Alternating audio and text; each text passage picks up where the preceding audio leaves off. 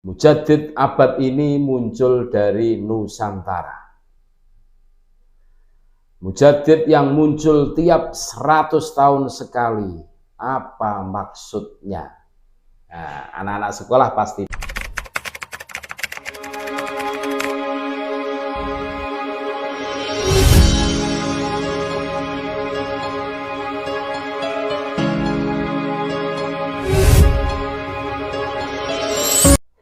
Assalamualaikum warahmatullahi wabarakatuh. Alhamdulillah.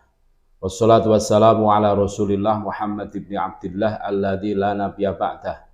Allahumma salli wa sallim ala Sayyidina Muhammad wa ala ali Sayyidina Muhammad amma ba'd. Saudara-saudaraku sebangsa setanah air yang kami cintai, yang kami muliakan, yang kami banggakan, berjumpa kembali dengan kami channel Bejo Donya Akhirat. Sak bejo-bejane wong kang lali isih luwih bejo wong kang eling lan waspada. Tetap NKRI harga mati.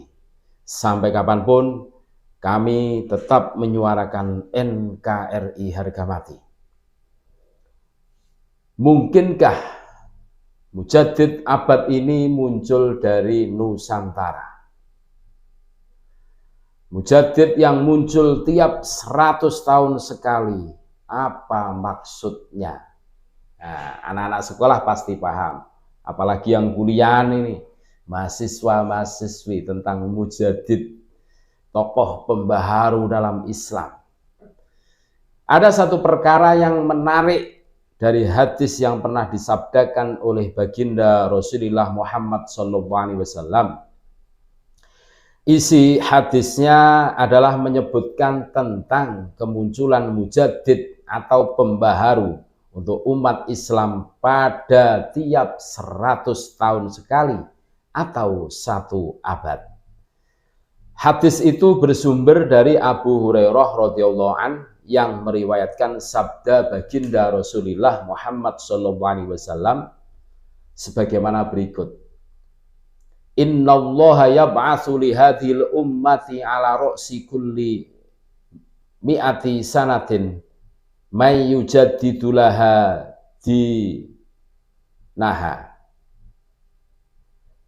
Yang artinya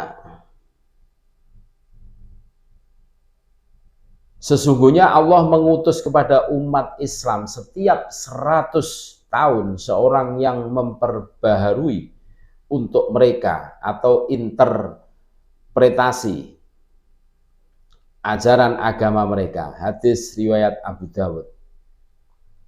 Imam Ibnu Hajar Al-Asqalani, Al-Zahabi, Ibnu Katsir, Al-Munawi, An-Nawawi, Ibnu Asir Al-Jazri, dan As-Saharonfuri menafsirkan lafadz man atau orang-orang menjadi kata yang bersifat umum, baik mencakup perseorangan atau kelompok. Dengan kata lain, seorang mujaddid yang dijanjikan dalam hadis bisa saja hanya seorang pribadi dan bisa berupa sebuah kelompok. Bahkan ada kemungkinan mujaddid yang dimaksud hidup secara terpencar-pencar, bukan dalam satu kelompok yang menyatu. Berkenaan dengan hadis di atas dikutip dari buku Ensiklopedia Islam karangan Hafiz Mufti Tsani, seorang ahli fikih dan tafsir klasik.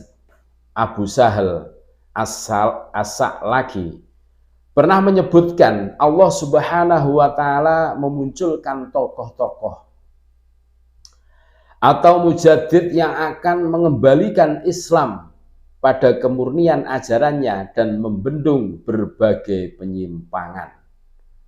Sementara cendekian Muslim Quraisy Shihab dalam buku 1001 Soal Keislaman yang patut Anda ketahui berpendapat, tugas mujaddid sebagai pembaru dibutuhkan mengingat perjalanan sejarah boleh jadi melupakan atau menyalahpahami ajaran agama. Selain itu, masyarakat menuntut adanya interpretasi baru yang tidak menyimpang dari prinsip dan tek-tek keagamaan.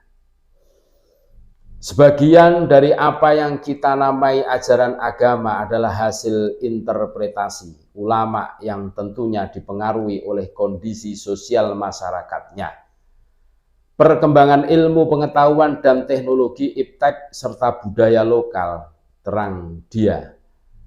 Untuk itulah Mujaddid berperan untuk mereaktualisasi ajaran.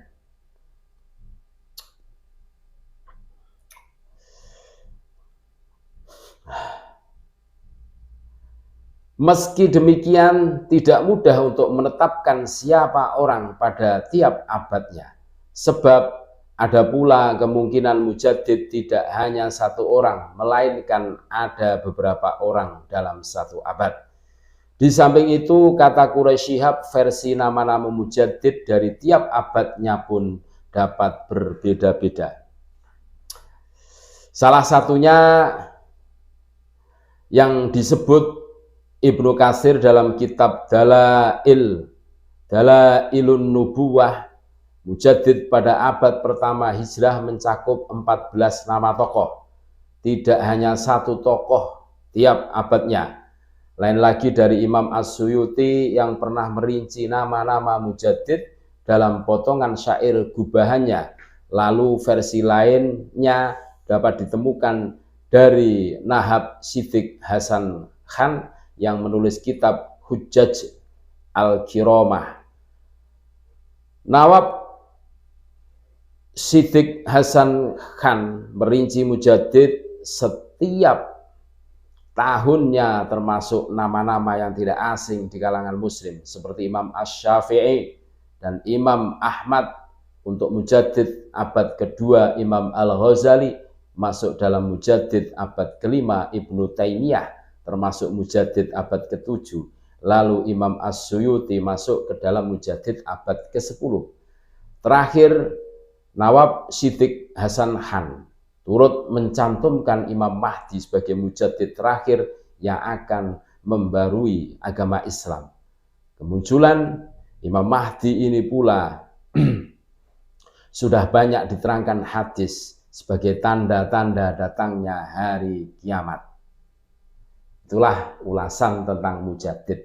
Siapa tahu Mujaddid abad ini apakah berada di Nusantara? Silahkan dicerna sendiri. Terima kasih. Tetap NKRI harga mati. Wassalamualaikum warahmatullahi wabarakatuh.